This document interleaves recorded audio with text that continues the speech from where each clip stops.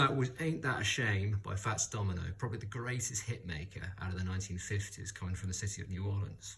Now, last week I showed you how to play a truncated version of the Jimmy Yancey left hand, which only used 3 notes. It went something like this.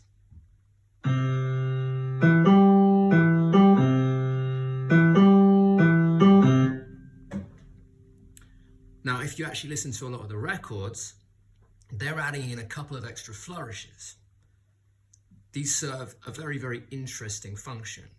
If you've ever been in jazz circles, you might have heard the old saying, you always click your fingers on the 2 and the 4.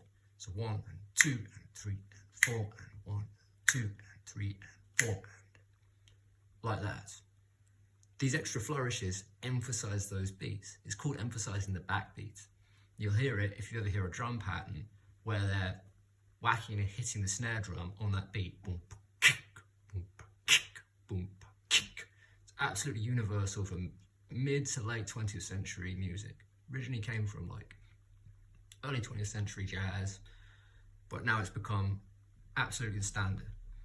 Now, the full version adds a couple of flourishes on those beats. It goes something like this.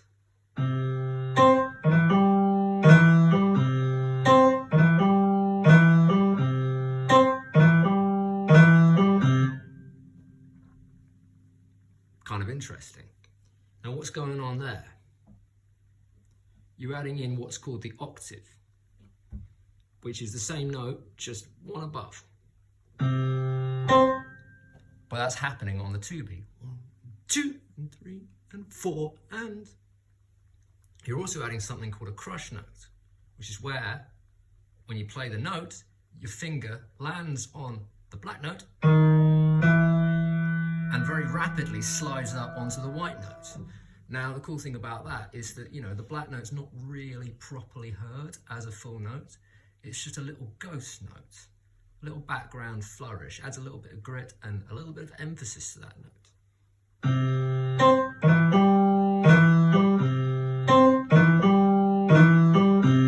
So if you want to go through that exact same 8-bar exercise, 2 bars, 2 bars, 1 bar, 1 bar, 2 bars, but using that pattern, now's the time to do it.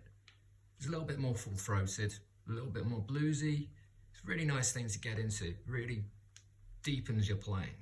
Now, what I want you to start doing in the right hand is doing what's known as the 12-8 groove. So, take the chords, which I taught you last week,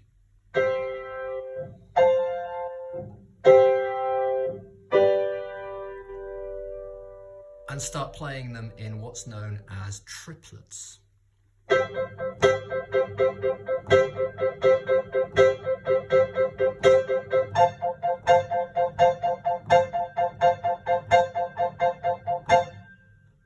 You might notice I'm varying up the volume of those notes. Essentially, the first beat of every triplet means 3, 1, 2, 3, 1, 2, 3, 1, 2, 3, 1, 2, 3 is slightly accented. But then every other one is accented. That's also happening on the 2 and the 4. Boom, bam, boom, bam, boom, bam, like that. With a little bit of development, again, take it slowly. Start practicing the left hand first, just by itself. Add the stab chords like you did last week, if you want to. Eventually, you can work towards doing that hands together. So keeping it simple with chord stabs for the first exercise.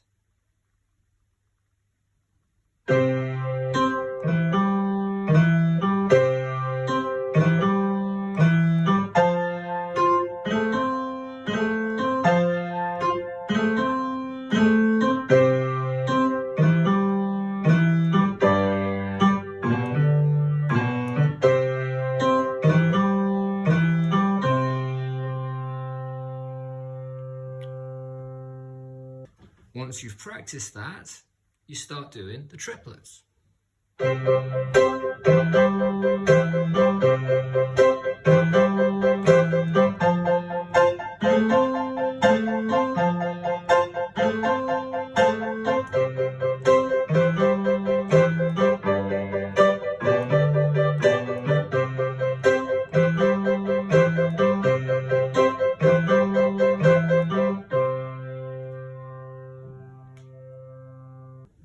essentially concludes the basic lesson, although I'm also going to go into some more advanced concepts for people who feel like they're a bit more comfortable on the piano.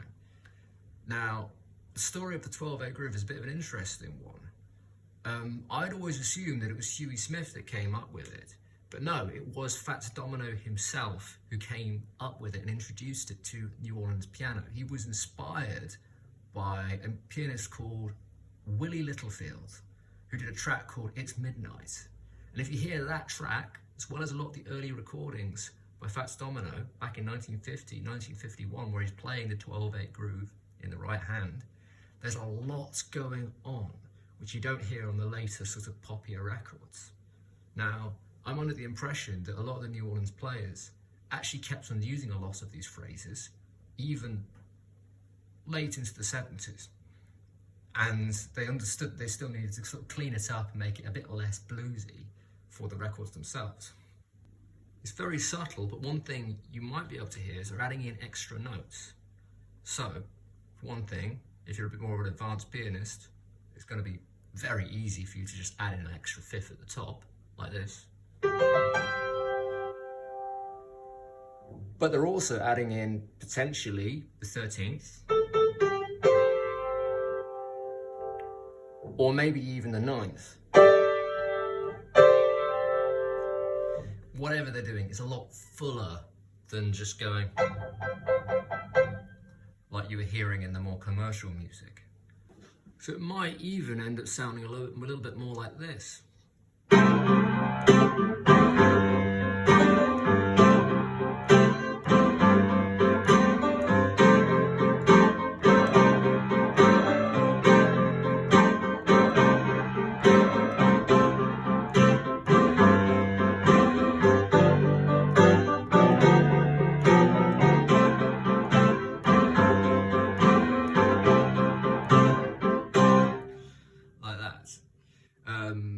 It makes it a lot more full-throated. I also find that it often helps if you want to get that sound, if you play an octave down.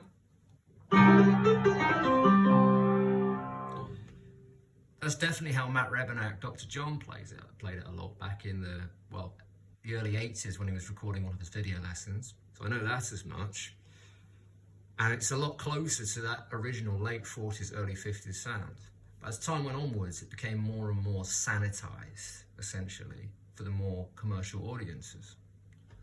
Another thing which you do hear, especially on the 4 and the 5 chord, F and G, is you hear this, how should I put it, sort of trill onto the 7 notes.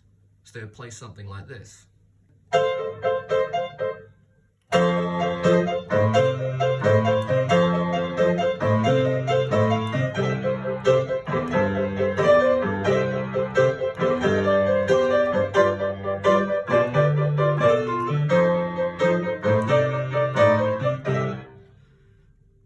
It sounds quite nice. It sounds really nice in the 5 chord as well.